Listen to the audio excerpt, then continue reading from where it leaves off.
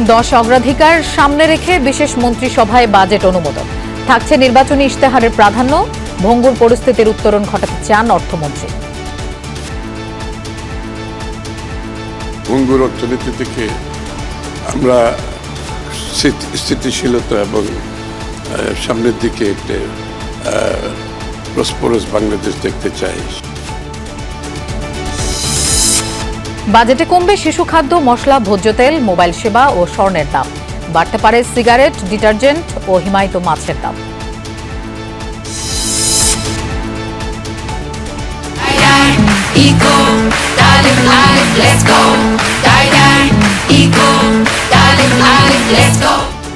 রাতে পর্দা উঠছে the greatest show on earth FIFA বিশ্বকাপের।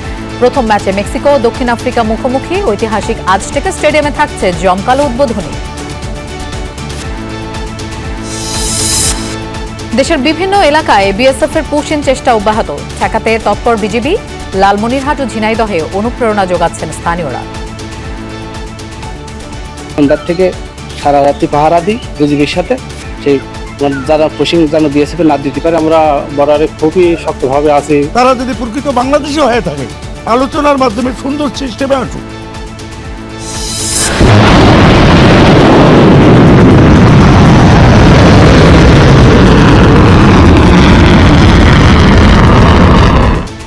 যুক্তরাষ্ট্রের আগ্রাসনের জবাব দিতে মধ্যপ্রাচ্যের 3 দেশে বৃষ্টির মতো মিসাইল ছুটছে ইরান। মূল টার্গেট মার্কিন বিমান ঘাঁটি ও সামরিক স্থাপনা।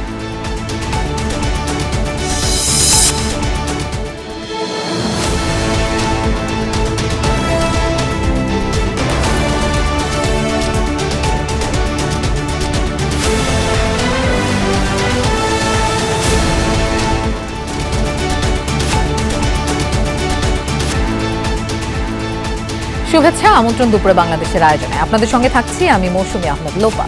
এতক্ষণ শিরোনাম দেখছিলাম। কিছুক্ষণের মধ্যেই সংসদে উপস্থাপিত হবে 2026-27 অর্থ বছরের বাজেট। এরই মধ্যে প্রস্তাবিত বাজেটে অনুমোদন দিয়েছে মন্ত্রিসভা। বৃহস্পতিবার সকাল 10টায় জাতীয় সংসদ সচিবালয়ে বিশেষ মন্ত্রিসভার বৈঠকে প্রস্তাবিত বাজেট অনুমোদন দেওয়া হয়। বৈঠকের সভাপতিত্ব করেন প্রধানমন্ত্রী তারেক রহমান। বিকেল 3টায় অর্থমন্ত্রী আমির খসরু মাহমুদ চৌধুরীকে সঙ্গে নিয়ে জাতীয় সংসদের অধিবেশনে যোগ দেবেন প্রধানমন্ত্রী তারেক রহমান। এরপর অর্থমন্ত্রী সংসদে 2026-27 অর্থ বছরের জন্য 9,38,000 কোটি টাকার বাজেট উপস্থাপন করবেন। বাজেটে 10টি অগ্রাধিকার নির্ধারণ করা হয়েছে। এগুলো হচ্ছে সবার জন্য উন্নয়ন, মানব সম্পদ, মানসম্পন্ন শিক্ষা ও স্বাস্থ্যসেবা, সামাজিক সুরক্ষা, উৎপাদনমুখী অর্থনীতি, বিনিয়ন্ত্রণকরণ, আর্থিক খাতের স্থিতিশীলতা, জ্বালানি নিরাপত্তা, প্রযুক্তির বিকাশ, পানি সম্পদ ব্যবস্থাপনা এবং জবাবদিহিতামূলক প্রশাসনিক ব্যবস্থা। আগামী অর্থবছরে মূল্যস্ফীতি 7.5% নামিয়ে আনার লক্ষ্য স্থির করা হচ্ছে। জিডিপি প্রবৃদ্ধি ধরা হচ্ছে 6.5%। এর আগে সাংবাদিকদের প্রশ্নের জবাবে অর্থমন্ত্রী বলেন, নির্বাচিত সরকারের বাজেটে জাতির প্রত্যাশা অনেক বেশি।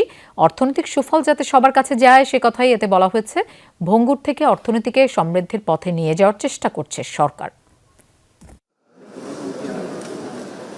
জাতির সে আকাঙ্ক্ষা, ভাবনা, চিন্তা, দর্শন, আগামী দিনে তাদের প্রত্যাশাকে মাথায় রেখে বাজেটটা করার চেষ্টা করেছি। আমরা হয়তো যতটুকু আমাদের সামর্থ্য ছিল তার মধ্যে বাজেট করতে হয়েছে। অর্থনৈতিক যে বিধ্বস্ত একটা ভঙ্গুর অর্থনীতি থেকে আমরা স্থিতিশীলতা এবং সামনের দিকে একটা প্রসপরাস বাংলাদেশ দেখতে চাই। সেদিকে যাওয়ার একটা প্রচেষ্টা এখানে আছে এবং সেটা সকল জনগণকে নিয়ে। সরকারের নির্বাচনী ইশতেহারকে প্রাধান্য দেওয়া হবে এবারের বাজেটে। মন্ত্রিসভার বিশেষ সভায় বাজেট অনুমোদন দেওয়া হয়েছে, এমনটা জানিয়েছেন পরিকল্পনা প্রতিমন্ত্রী জোনায়েদ সাকি।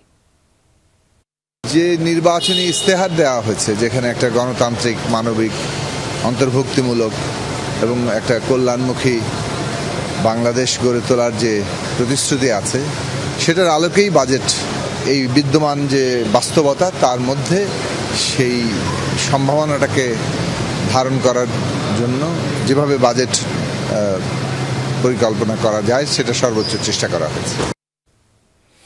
বাজেট 2026-27-এ স্বস্তির বার্তা নিয়ে আসতে যাচ্ছে নিত্য প্রয়োজনীয় পণ্য, জ্বালানি, ইলেকট্রনিক্স সহ বেশ কিছু পণ্য। অন্যদিকে দামের পারদ চড়তে পারে। কাজু বাদাম, পাঙ্গাস মাছের ফিলেট, রড ও তামাকজাত পণ্যের। বিকেলে জাতীয় সংসদে 2026-27 অর্থ বছরের বাজেট পেশ করবেন অর্থমন্ত্রী আমির খসরু মাহমুদ চৌধুরী। বিএনপি সরকারের প্রথম বাজেটে মূল্যস্ফীতি নিয়ন্ত্রণে নেওয়া হয়েছে নানা পদক্ষেপ। চাল, ডাল, মশলা, খেজুর সহ 60 ধরনের নিত্যপণ্যের উপর থেকে শুল্ক কমানোর প্রস্তাব আছে এবারের বাজেটে।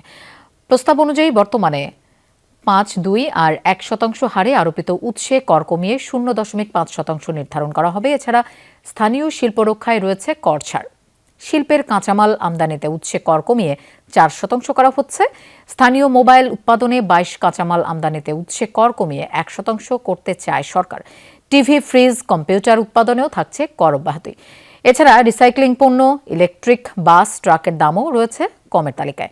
এদিকে কর হার বাড়ানোর কারণে দাম বাড়তে পারে সিগারেট, মদ, উচ্চ মূল্যের হিমায়িত মাছ আর নির্মাণ শিল্পের অন্যতম উৎপাদন রডের।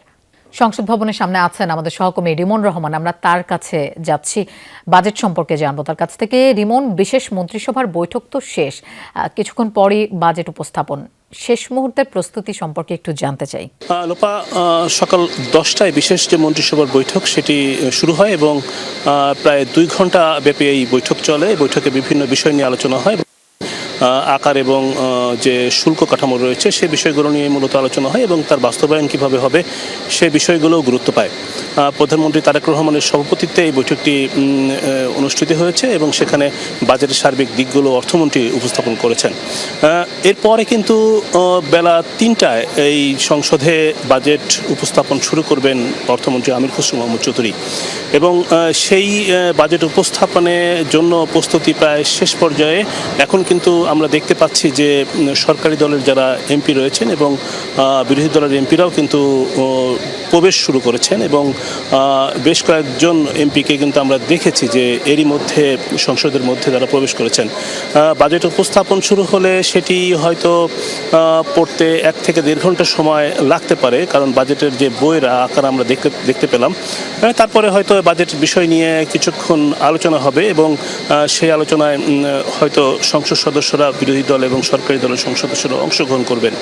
মূলত 9,38,000 কোটি টাকার যে বাজেট, তার মধ্যে 2,43,000 কোটি টাকা ঘাটতি ধরা হচ্ছে এবং রাজস্ব যে আহরণ সেটাও কিন্তু অনেক বড়।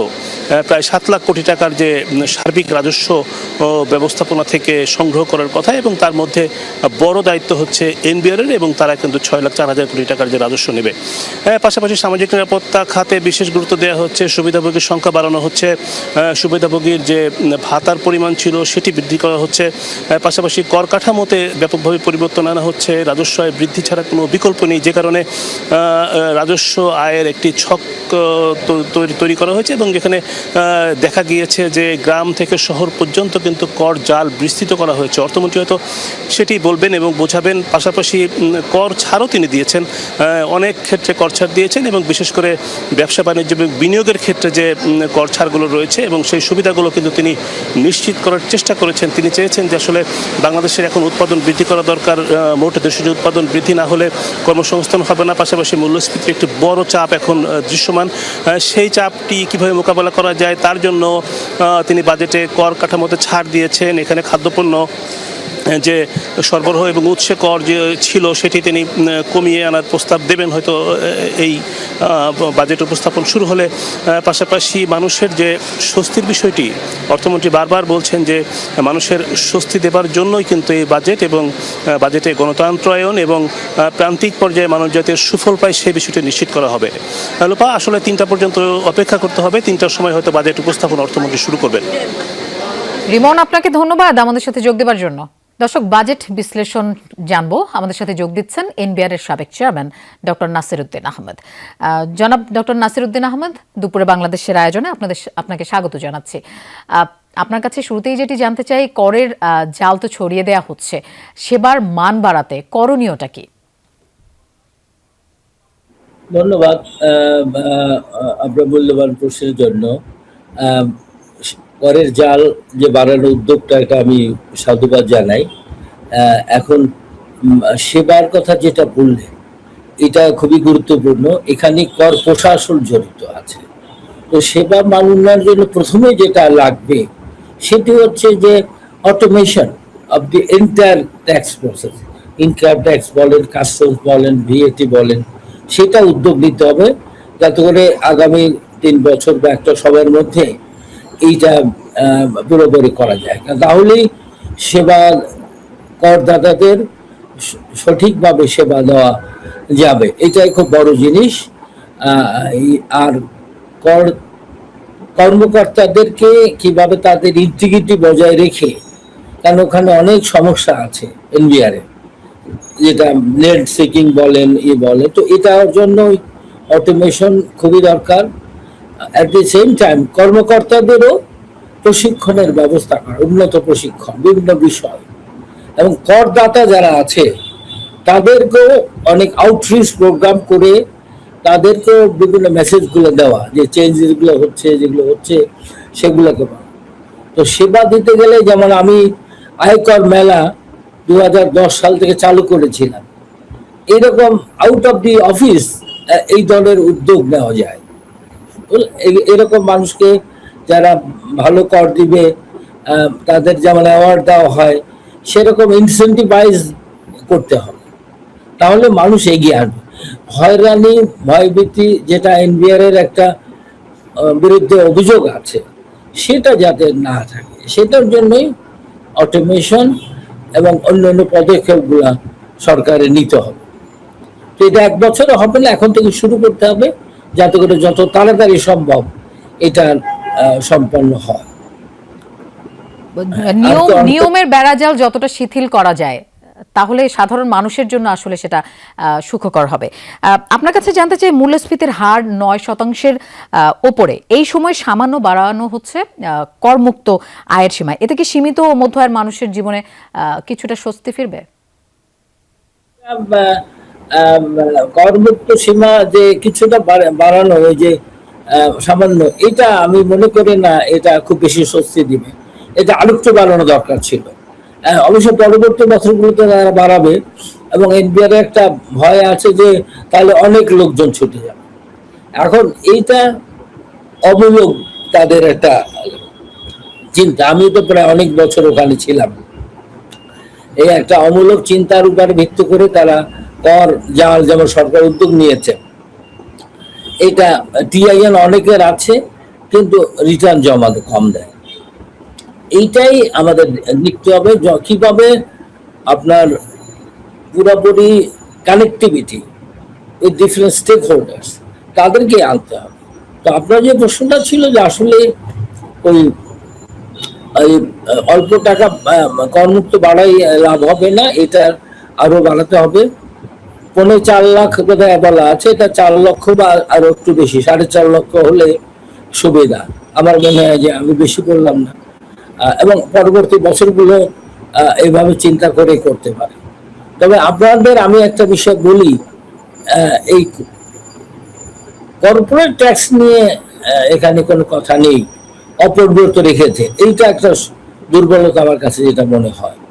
কর্পোরেট ট্যাক্স রেট আপনার এটাকে হাত দেওয়া দরকার। এবছর থেকে শুরু করে প্রত্যেক বছরই কর্পোরেট ট্যাক্স রেট কিছু কমানো দরকার, এবং রেটগুলোকে এতগুলো রেট দরকার নাই, 7-8টা রেট কমার নাই, 2টো রেট ইন্ডিয়াতে বা অনেক দেশে আছে, 2টো রেট এরকম নিয়ে আসা দরকার, এবং হার কমানো দরকার। আমাদের বাজেটের একটা স্ট্রং পয়েন্ট হওয়া উচিত যে আমরা রেট বাড়ানোর দিকে যা না গিয়ে বরঞ্চ কিছু রেশনালাইজ কমিয়ে এনফোর্সমেন্টটা বাড়ানো, কিভাবে আদায় করা যায়, সেখানে এই যে কর্মকর্তা ট্যাক্স যে অফিসারদের একটা গুরুত্বপূর্ণ ভূমিকা, এবং আমাদের নাগরিক সমাজেরও ভূমিকা আছে। আমি বলবো যে যারা ব্যবসায়ী প্রতিনিধিবৃন্দ আছেন তারাও সহযোগিতা করতে পারে, সবাইকে নিয়ে একটা ইনক্লুসিভ ওয়েতে কাজ করতে হবে, যেটা এনবিআর অতটা করে না, তারা নিজেরাই মনে করে করতে পারবে, এই ধারণাটাই ঠিক নয়।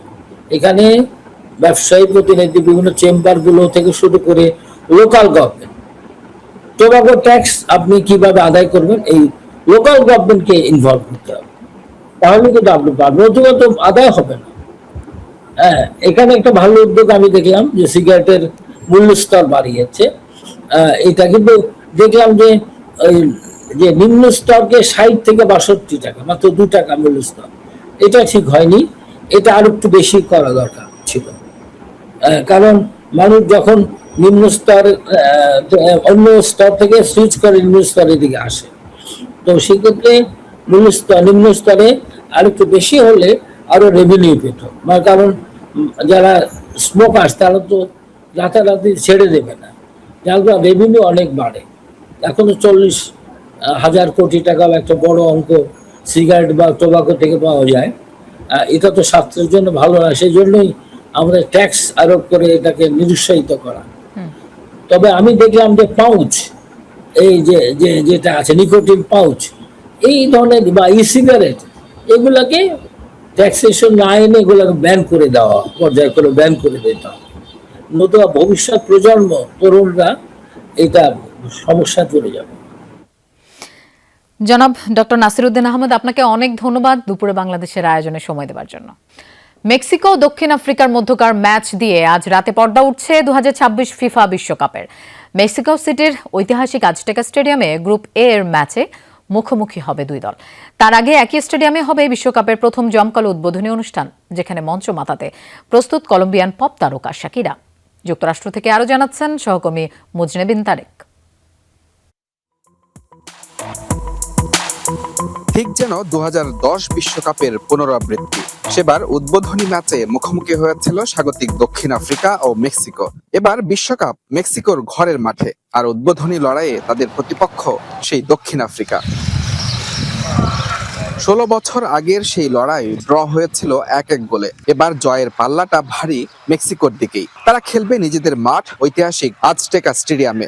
দলে আছেন রেকর্ড 6ষ্ঠবারের মতো বিশ্বকাপ খেলতে যাওয়া গোলরক্ষক ওচোয়ার মতো পরীক্ষিত মুখ। অভিজ্ঞতা ও তারুণ্যের মিশেলে গড়া দলটির রক্ষণভাগও বেশ শক্তিশালী। সবশেষ 8 ম্যাচের 6টিতেই ক্লিনশিট রেখেছে মেক্সিকোর ডিফেন্স। বিপরীতে কাউন্টার অ্যাটাকে প্রতিপক্ষকে বিপাকে ফেলতে বেশ পটু দক্ষিণ আফ্রিকা। বিশ্বকাপে নিজেদের শেষ 9 ম্যাচের প্রতিটিতেই গোলের দেখা পেয়েছে আফ্রিকার দেশটি।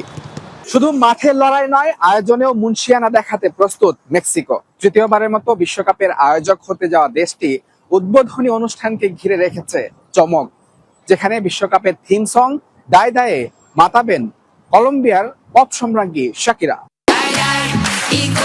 বাংলাদেশ সময় রাত 11:30টায় শাকিরা এবং নাইজেরিয়ান আফ্রোবিটস শিল্পী বার্না বয় যৌথভাবে এবারের আসরের অফিসিয়াল থিম সং দায় দায়ে পরিবেশন করবেন। মেক্সিকোর ঐতিহ্য ও আধুনিক ল্যাটিন সুরের মিশেলে সাজানো এই অনুষ্ঠানে আরো থাকছেন জে বালভিন এবং পপ ব্যান্ড মানার মতো জনপ্রিয় তারকারা।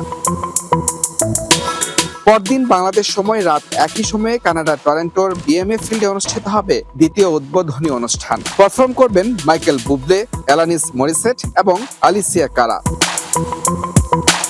সবশেষ শনিবার বাংলাদেশ সময় ভোর 5:30 যুক্তরাষ্ট্রের লস অ্যাঞ্জেলেসের সোফা স্টেডিয়ামে বসবে উদ্বোধনী ত্রয়ীর শেষ আসর। হলিউড ঘরানার এই চোখ ধাঁধানো আয়োজনে মঞ্চ মাতাবেন ক্যাটি পেরি, ব্ল্যাকপিঙ্ক ব্যান্ডের লিসা, ফিউচার এবং অ্যানিত্তার মতো জনপ্রিয় আন্তর্জাতিক তারকারা।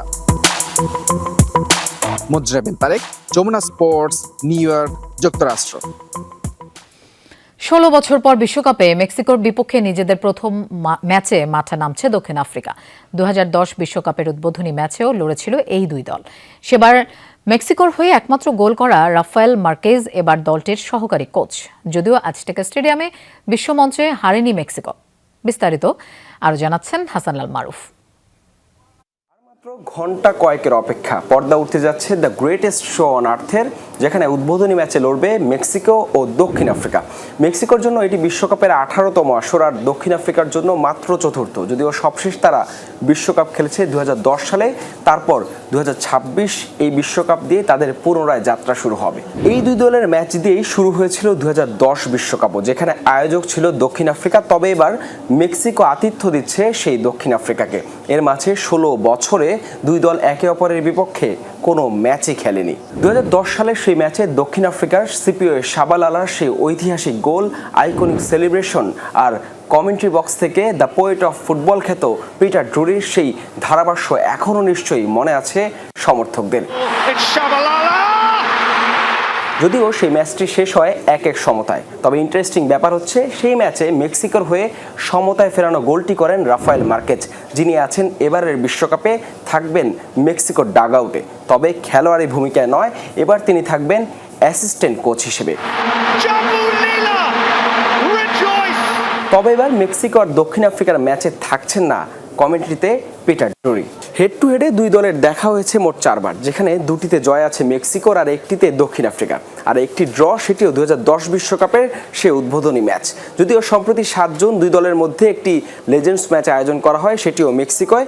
তবে সেই ম্যাচেও মেক্সিকো 5-2 গোলে হারিয়েছে দক্ষিণ আফ্রিকাকে। যদিও এই ম্যাচটিতে অংশ নেন দুই দলের সাবেক তারকা ফুটবলাররা, আর দক্ষিণ আফ্রিকার হয়ে করা সেই 2 গোলের একটি করেন সিপিওয়ে শাবালালা। প্রায় 1.5 যুগ পর মুখোমুখি লড়াইয়ে নামছে মেক্সিকো ও দক্ষিণ আফ্রিকা। আজটেকা স্টেডিয়ামে এখন পর্যন্ত বিশ্বকাপের মূল পর্বের কোনো ম্যাচেই হারেনি মেক্সিকো। ঘরের মাঠ, পরিসংখ্যান কিংবা শক্তিমত্তা সব দিক থেকে স্বাগতিকরা এগিয়ে থাকলেও বিশ্বকাপে প্রত্যাবর্তনের ম্যাচটা কি রাঙাতে পারবে দক্ষিণ আফ্রিকা? হাসান আল মারুফ, যমুনা স্পোর্টস। বিশ্বকাপ ফুটবল 2026 উপলক্ষে 10 টাকা মূল্যমানের স্মারক ডাক টিকিট উন্মোচন করেছেন প্রধানমন্ত্রী তারেক রহমান। সকালে জাতীয় সংসদ সচিবালয়ে নিজ কার্যালয়ে 50 টাকা মূল্যমানের খাম সম্বলিত সুভেনির শিট এবং 5 টাকা মূল্যমানের ডাটা কার্ডও প্রকাশ করেন প্রধানমন্ত্রী। এ সময় বিশেষ সিলমোহর ব্যবহার করা হয়। অনুষ্ঠানে উপস্থিত ছিলেন ডাক, টেলিযোগাযোগ ও তথ্য প্রযুক্তি মন্ত্রী ফকির মাহবুব আনাম, মন্ত্রণালয়ের সচিব বিলকিস জাহান রিমি, প্রধানমন্ত্রীর অতিরিক্ত প্রেস সেক্রেটারি আতিকুর রহমান রুমন এবং ডাক অধিদপ্তরের অতিরিক্ত মহাপরিচালক SM হারুনুর রশিদ। হাইকোর্টে রামেসা সহ অন্যান্য ধর্ষণ ও হত্যা মামলাগুলোর বিচার বিরতিহীনভাবে চলবে জানিয়েছেন অ্যাটর্নি জেনারেল রুহুল কুদ্দুস কাজল। হাইকোর্টে রামেসা হত্যা মামলা পরিচালনায় রাষ্ট্রপক্ষের বিশেষ আইনজীবী প্যানেল গঠন করা হয়েছে। বৃহস্পতিবার নিজ কার্যালয়ে সংবাদ সম্মেলনে অ্যাটর্নি জেনারেল বলেন, রামেসা হত্যা মামলার ডেথ রেফারেন্স শুনানি তিনি নিজেই করবেন। এর আগে বুধবার নারী ও শিশু নির্যাতন মামলার ডেথ রেফারেন্স ও আপিল শুনানির জন্য হাইকোর্টে বিশেষ বেঞ্চ গঠন করেন প্রধান বিচারপতি। রোববার থেকে বিচারপতি ভীষ্মদেব চক্রবর্তী ও বিচারপতি KM রাশিদুজ্জামান রাজার সমন্বয়ে গঠিত এই হাইকোর্ট বেঞ্চ পরিচালনা করবেন বিচার কাজ। সুপ্রিম কোর্ট প্রশাসনের জারি করা বিজ্ঞপ্তিতে বলা হয়, শুধু নারী ও শিশু নির্যাতন দমন আইন সংক্রান্ত মৃত্যুদণ্ডাদেশ কনফার্মেশনের রেফারেন্স এবং একই রায় হতে উদ্ভূত সকল ফৌজদারি আপিল ও জেল আপিল অগ্রাধিকার ভিত্তিতে শুনানি করবে এই বেঞ্চ। রামেসা হত্যা মামলা, যেটা খুবই আলোচিত সাম্প্রতিক মামলা, তারও সমস্ত রেফারেন্সের নথি সুপ্রিম কোর্টে চলে এসেছে। এ সম্পর্কে আপনাদেরকে আমি আগেই জানিয়েছিলাম এবং সেই অনুযায়ী আমরা আশা করছি হয়তো যে দ্রুত পেপার বুক সম্পন্ন হয়ে যাবে। রাতের সীমান্ত টহলে কিছুটা ঢিলেঢালা ভাবের সুযোগ নিতে পুশিনের চেষ্টায় ভারতীয় অংশে মানুষকে জড়ো করে বিএসএফ। অন্ধকারের সুযোগে এপারে ঠেলে দেওয়ার অপচেষ্টায় তৎপর তারা। তবে বিজিবির কঠোর অবস্থান আর স্থানীয়দের সতর্কতায় বিএসএফের অপচেষ্টা ব্যর্থ হয়েছে বারবার। রাতভর সীমান্ত এলাকায় থাকে বর্ডার গার্ড বাংলাদেশের টহল, সাথে থাকে এলাকাবাসী। জামালপুরের ধানুয়া, কামালপুর ও পাররামরামপুর সীমান্ত এলাকায় তাদের সাথে ছিল যমুনা টেলিভিশন। সাগর ফরাজের প্রতিবেদনে দেখে আসি রাতের টহলের সেই চিত্র। রাত 2টা পেরিয়েছে, চারপাশে নিস্তব্ধতা। সীমান্ত জুড়ে ভেসে আসছে শুধু ঝিঝি পোকার ডাকার, টহলরত মানুষের পায়ের শব্দ। দিনের আলো নিভে গেলেও থেমে নেই সীমান্তের উদ্বেগ আর সতর্কতা। কি ঘটছে সীমান্তে, সেই চিত্র তুলে ধরতে সরজমিনে যমুনা টেলিভিশন। ভারতের সীমান্তের আলো বন্ধ মানেই বেড়ে যায় সন্দেহ আর পুশিন আতঙ্ক। এপারে লাঠি ফালা ও টর্চ লাইট হাতে পাহারা দিচ্ছেন স্থানীয়রা। বিজিবি ও আনসার সদস্যদের সঙ্গে কাঁধে কাঁধ মিলিয়ে রাত জেগে টহলে অংশ নিচ্ছেন শত শত গ্রামবাসী। রাত দিন 24 ঘন্টা পাহারা দিতেছি, তারপরও ভারত থেকে বরাবরই লোকজন পাঠায় দিতেছে, আমরা ফেরত দিতেছি। ইন্ডিয়াতে লোক পাঠায় দিতেছে বারবার, আমরা বারবার দাবরায় আবার পাঠায় দিতে আসি, এরকম করি সারাদিন গেলগা। 24 ঘন্টায় আমরা শ্রম দিচ্ছি যাতে অবৈধভাবে বিএসএফ যেন বাংলাদেশের লোক পাঠাতে না পারে। সার্বভৌমত্ব রক্ষায় অনর এই মানুষদের দাবি, ভারতের পুশিন ঠেকাতে বাংলাদেশেও কাঁটাতারের পাশাপাশি সীমান্তে বাতির ব্যবস্থা করা। তাদের মধ্যে আমাদের দেশ সার্বভৌমত্ব রক্ষার জন্য আরেকটি সীমানা তৈরি করা দরকার বলে মনে করি। গ্রামবাসী আছে, বর্ডার এলাকার লোকজন আছে, সবাই মিলে আমরা নাটি সুটা নিয়ে সবাই দাঁড়িয়ে আছি। আমরা কাউকে অবৈধভাবে ঢুকতে দিব না। তাদেরকে গেট খুলে দিয়ে বাংলাদেশের ভিতরে প্রবেশ করার পরে তারা নদীতেও, অনেক সময় নদীতেও তাদেরকে ফেলে দেওয়ার পরে তারপর জোর করে তারা বাংলাদেশের ভিতরে ঢুকাই দেয়। ইতিমধ্যে গত কয়েকদিনে বেশ কয়েকবার পুশিনের চেষ্টা করা হয়েছে জামালপুর ও কুড়িগ্রামের ৭২ কিলোমিটার সীমান্ত এলাকায়, তবে সফল হতে পারেনি বলে জানায় বিজিবি। আমাদের নজরদারি আছে, আমাদের টহল কার্যক্রম বৃদ্ধি করেছি, আমরা আমাদের গোয়েন্দা নজরদারি বৃদ্ধি করেছি, আমাদের সহযোগিতা আমাদের জনসাধারণ রয়েছেন, আপনারা আছেন, সর্বক্ষেত্রে আমরা অভূতপূর্ব সাড়া পাচ্ছি। এবার এটা অবশ্য সারার কিছু নাই, সবাই যার যার দিক থেকে তাদের দায়িত্ব পালন করছে।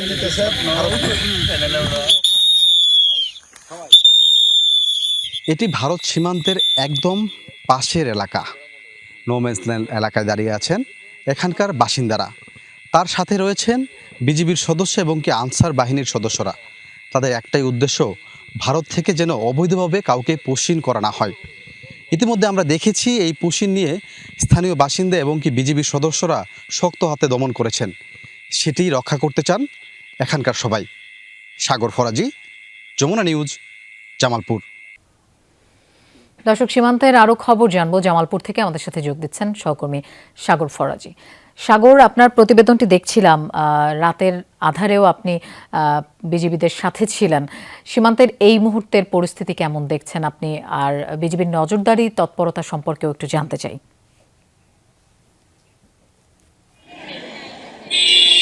দেখুন, আমি গতকাল থেকেই কিন্তু এই সীমান্ত এলাকায় রয়েছি। কিছুক্ষণ আগে আমরা সীমান্ত থেকে একটু দূরে চলে এসেছি, যদিও আমরা যাচ্ছিলাম এই সীমান্তের যে সর্বশেষ তথ্য সেটি জানার জন্য বকশীগঞ্জ যে থানা রয়েছে সেই থানায়।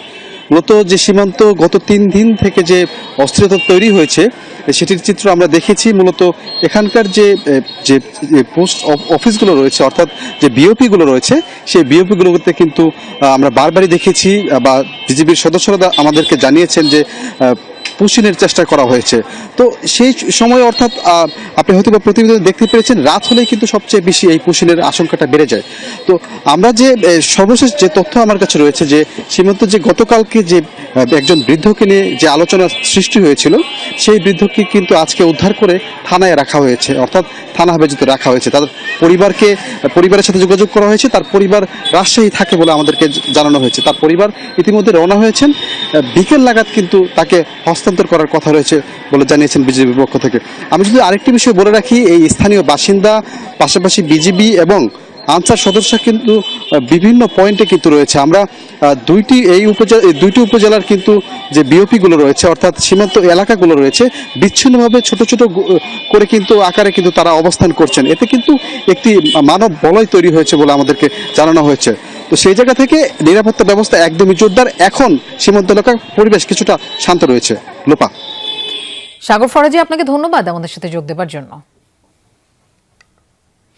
গাইবান্ধার পলাশবাড়িতে পানের হাটের দখলকে কেন্দ্র করে দুই পক্ষের মধ্যে ধাওয়া পাল্টা ধাওয়া এবং দোকান ভাঙচুরের ঘটনা ঘটেছে। সকালে পৌর শহরের ছোট শিমুলতলা এলাকার পানের হাটে এই ঘটনা ঘটে। পুলিশ জানায়, হাটের নিয়ন্ত্রণকে কেন্দ্র করে পৌর জামায়াতের আমির খায়রুল ইসলাম চানের সমর্থক এবং উপজেলা বিএনপির সভাপতি আব্দুস সামাদের অনুসারীদের মধ্যে বিরোধ ছিল। এরই জেরে সকালে হাটের টিনশেড অপসারণ করা নিয়ে উভয় পক্ষের মধ্যে ধাওয়া পাল্টা ধাওয়া হয়। এ সময় হাটের কয়েকটি টিনশেড, টেবিল, বেঞ্চ ভাঙচুর করা হয়। পরে পুলিশ গিয়ে পরিস্থিতি নিয়ন্ত্রণে আনে। তবে এ ঘটনায় এখনো কোনো লিখিত অভিযোগ পাওয়া যায়নি। অভিযোগ পেলে আইনগত ব্যবস্থা নেওয়া হবে বলে জানিয়েছে পুলিশ। নোয়াখালীর সেনবাগে মাদক ব্যবসায়ীদের হামলায় আরাফতা হোসেন ফাহিম নামে 10ম শ্রেণীর এক স্কুল ছাত্র নিহত হয়েছে। এ ঘটনায় আহত হয়েছে আরও 4 জন। বুধবার রাতে উপজেলার দেবীসিংহপুর গ্রামে এই ঘটনা ঘটে। নিহত ফাহিম বেগমগঞ্জের হাজিপুর গ্রামের মোহাম্মদ শাহজাহানের ছেলে। সে সেনবাগে নানা বাড়িতে বেড়াতে গিয়েছিল। নিহতের স্বজন ও স্থানীয়রা জানান, ফাহিমের নানা আঞ্জু মিয়াজের বাড়ির উঠান ও চলাচলের পথ ব্যবহার করে দীর্ঘদিন ধরে মাদক ব্যবসা করে আসছে হারুন সহ তার লোকজন। সন্ধ্যায় হারুন ও তার লোকজন ওই বাড়ির পাশে মাদক সেবন করছিল।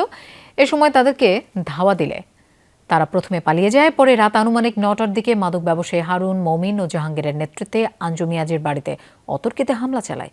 এ সময় মাদক ব্যবসায়ীদের ছুরিকাঘাতে ফাহিম সহ কয়েকজন আহত হন। ফাহিমকে হাসপাতালে নিলে চিকিৎসক মৃত ঘোষণা করেন। পরে খবর পেয়ে অভিযুক্ত হারুনকে আটক করে পুলিশ। নারায়ণগঞ্জের মদনপুরের চাঁদপুরে গ্যাসের সিলিন্ডারের লিকেজ থেকে বিস্ফোরণে একই পরিবারের 4 জন সহ 5 জন দগ্ধ হয়েছেন। ভোর 6:30টার দিকে দুর্ঘটনা ঘটে। দগ্ধদের জাতীয় বার্ন অ্যান্ড প্লাস্টিক সার্জারি ইনস্টিটিউটে ভর্তি করা হয়েছে। তাদের মধ্যে 4 জনের অবস্থা আশঙ্কাজনক বলে জানিয়েছেন চিকিৎসকরা। দগ্ধরা হলেন আব্দুল মান্নান, তার স্ত্রী সুলতানা আক্তার, ছেলে হজরত আলী, মেয়ে মিম ও পাশের পরিবারের সায়েম। ফায়ার সার্ভিস জানায় সিলিন্ডার থেকে গ্যাস লিকেজ হয়ে ঘরের ভেতরে জমেছিল। সকালে পরিবারের সদস্যরা চুলা জ্বালানোর চেষ্টা করলে বিস্ফোরণ ঘটে। এতে ঘরে থাকা 5 জন দগ্ধ হন। পরে তাদের ঢাকায় পাঠানো হয়। খাল খনন কর্মসূচিতে অংশ নিতে শনিবার কক্সবাজার যাচ্ছেন প্রধানমন্ত্রী তারেক রহমান। এই নিয়ে পর্যটন শহরে চলছে ব্যাপক প্রস্তুতি। পাতুলি খাল খননের উদ্যোগ নেয়ায় খুশি কৃষি নির্ভর অঞ্চলটির মানুষ। 46 বছর আগে এই খাল খননে আসা তৎকালীন রাষ্ট্রপতি জিয়াউর রহমানের স্মৃতিও সংরক্ষণে রেখেছেন তারা। 1979 সালের ডিসেম্বরে কক্সবাজারে পিএম খালির পাতলি খাল খননে এসেছিলেন তৎকালীন রাষ্ট্রপতি জিয়াউর রহমান। কর্মসূচির উদ্যোক্তা প্রয়াত আবুল ফজল চৌধুরীর দাওয়াতে স্বেচ্ছায় খাল খননে অংশগ্রহণকারীদের নিয়ে প্রীতিভোজে অংশ নেন। সে সময়ের ছবি, প্রশংসাপত্র, দাওয়াতনামা সহ সব স্মৃতি এখনো যত্ন করে রেখেছেন পরিবারটির সদস্যরা। আবার ফাতিল খালে পানি ঢুকবে, এটা বড় বিষয় নেই। 46 বছর পর হচ্ছে এটা। আসি এখন 2026, এটা তো কেউ করে নাই। করলেও লোক দেখার জন্য কিছু করে, প্রজেক্ট নিয়ে মেম্বার চেয়ারম্যানরা যা করছে মাতলে আলোর মাথা যায় মিডিয়া হাইটটি, তারপর দিয়ে হাইটটি, ফোড়া দিয়ে হাইটটি, তারপরে আমি বুঝছি ছোটো হাল এখানে যেরকম যে সময় খাল কাটছিল ওই সময় আমরা এখানে আসতাম, এখানে টকি চলতো। 46 বছর পর এবার খাল খনন করতে আগামী 13 জন কক্সবাজার আসছেন প্রধানমন্ত্রী তারেক রহমান, যে খালের সাথে প্রায় 40,000 মানুষের জীবন জীবিকা সম্পৃক্ত। জিয়াউর রহমান এখানে খাল খনন করার পরে আমাদের পিএম খালির মানুষের ভাগ্য পরিবর্তন। এই হালটা খনন করার পরে আমাদের এই এলাকায় অনেক কৃষি উন্নতি হয়েছিল। আমরা পিএম খালিবাসী মাননীয় প্রধানমন্ত্রীর কাছে কৃতজ্ঞ, আমরা খুবই আনন্দিত। প্রধানমন্ত্রীর আগমন ঘিরে কক্সবাজারে চলছে ব্যাপক প্রস্তুতি। ওনার সার্বিক যে পরিদর্শন, বিভিন্ন উন্নয়ন প্রকল্পের উদ্বোধন, সার্বিক বিষয়ে সকল ডিপার্টমেন্টের সাথে আমরা সমন্বয় করছি এবং সকল ধরনের প্রস্তুতি গ্রহণ করা হয়েছে। খাল খনন ছাড়াও বৃক্ষরোপণ, মাতামুহুরী উপজেলা ও পেকুয়া পৌরসভার ভিত্তিপ্রস্তর স্থাপন সহ নানা কর্মসূচিতে অংশ নেয়ার কথা রয়েছে প্রধানমন্ত্রীর। জুবাইর রিফাত, যমুনা নিউজ। 1930 থেকে 2026, 96 বছরের ইতিহাসে ফুটবল বিশ্বকাপ গোটা দুনিয়াকে বেঁধেছে এক সুতোয়। জুয়েলারি মে থেকে আধুনিক সোনালী ট্রফি, 13 দল নিয়ে শুরু হওয়া বিশ্বকাপ এখন 48 দলের বিশাল এক মহাযজ্ঞ। 104 ম্যাচের লড়াই চলবে প্রায় 40 দিন ধরে। 23তম বিশ্বকাপের জন্য প্রস্তুত উত্তর আমেরিকার 3 দেশের মঞ্চ।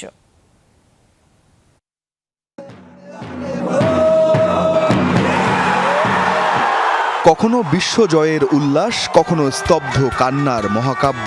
1930 সালে উরুগুয়ের মন্টেভিডিওতে শুরু হওয়া শ্রেষ্ঠত্বের লড়াই জুয়েলারি মে থেকে যুগের পরিবর্তনে আজ রূপ নিয়েছে আধুনিক ফিফা বিশ্বকাপ ট্রফিতে।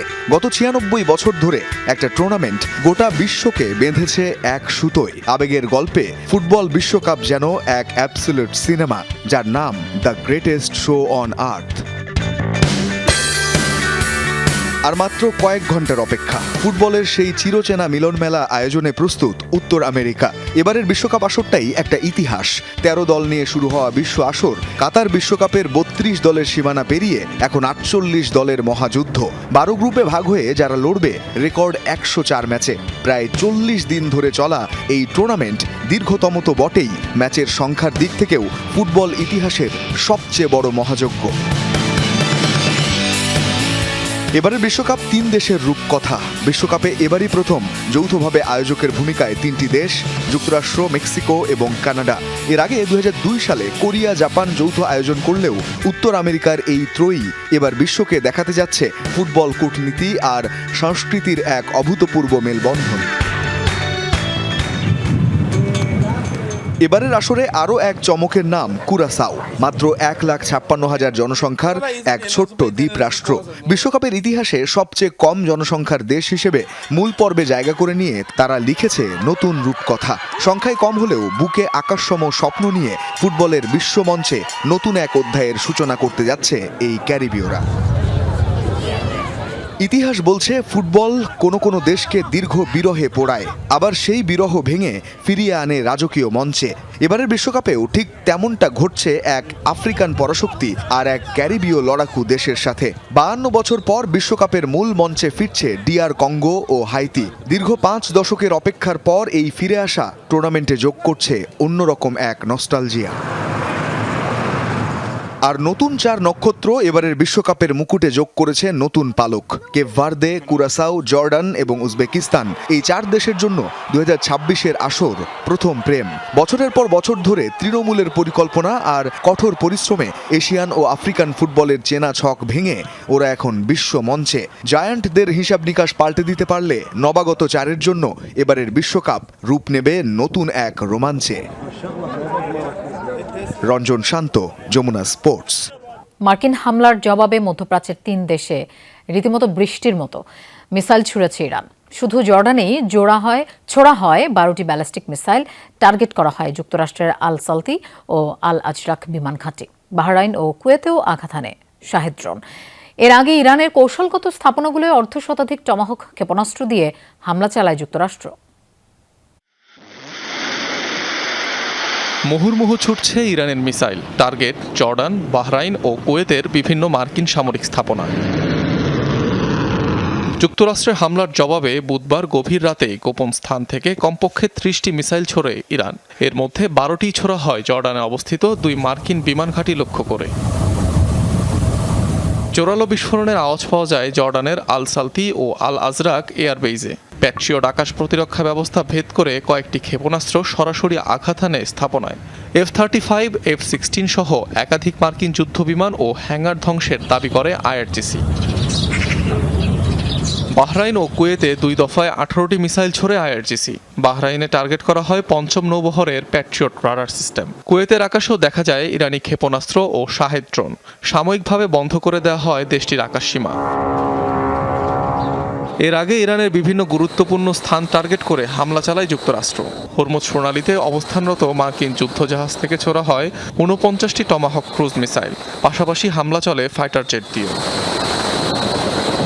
কেশম দ্বীপ, বন্দর আব্বাস ও সিরিকে হয়েছে জোরালো বিস্ফোরণ। এছাড়াও গোরগান, মিনাব, কারাচ সহ দক্ষিণাঞ্চলের বেশ কয়েকটি শহরে হামলার খবর পাওয়া গেছে। Anik Rahman, Jamuna news. Bahrain, Kuwait ও জর্ডানে ইরানের হামলার জেরে জরুরি বৈঠক করেছে উপসাগরীয় দেশগুলোর জোট GCC। বুধবার মানামায় আলোচনা করেছেন দেশগুলোর পররাষ্ট্রমন্ত্রীরা। এক বিবৃতিতে মধ্যপ্রাচ্যের বিভিন্ন দেশে ইরানের হামলার তীব্র নিন্দা জানায় জোট সদস্যরা। দাবি, আন্তর্জাতিক আইন লঙ্ঘন করেছে ইরান। বাহরাইন, কুয়েত ও জর্ডানের প্রতি সংহতি প্রকাশ করে বাকি দেশগুলো। যে কোনো সদস্য রাষ্ট্রের উপর হামলাকে জোটের উপর হামলা হিসেবে গণ্য করা হবে এমন হুঁশিয়ারিও দেন GCCর প্রতিনিধিরা। ইরানকে জবাবদিহিতার আওতায় আনতে জাতিসংঘের নিরাপত্তা পরিষদ সহ আন্তর্জাতিক সম্প্রদায়ের প্রতি আহ্বান জানায় জোট। আলোচনার মাধ্যমে চলমান সংকট সমাধানের উপর জোর দেন নেতারা।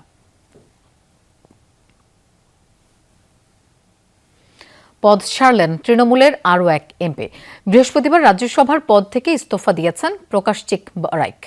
ইস্তফার পরে প্রকাশ চিক জানান, সদ্য নির্বাচনে জনতা যে রায় দিয়েছে সেই রায়কে সম্মান জানাতেই এমপি পদে ইস্তফা দিয়েছেন তিনি। পাশাপাশি দল ছাড়ার কথাও জানান। বলেন, আগামী দিনে নতুন মুখ্যমন্ত্রীর নির্দেশ মতোই কাজ করবেন তিনি। তৃণমূলের সর্বভারতীয় সাধারণ সম্পাদক অভিষেক বন্দ্যোপাধ্যায়ের ঘনিষ্ঠ বলেই পরিচিত ছিলেন প্রকাশ চিক। 2023 সালে তাকে রাজ্যসভায় পাঠিয়েছিল তৃণমূল। পরে 2024 সালে লোকসভা ভোটে আলিপুরদুয়ার থেকেও প্রার্থী করা হয়েছিল প্রকাশ চিককে। এর আগে পদ ছেড়েছেন সুখেন্দু শেখর রায় এবং সুস্মিতা দেব। 3 জনই এমপি পদ ছাড়ার পাশাপাশি তৃণমূলেও ত্যাগ করেছেন।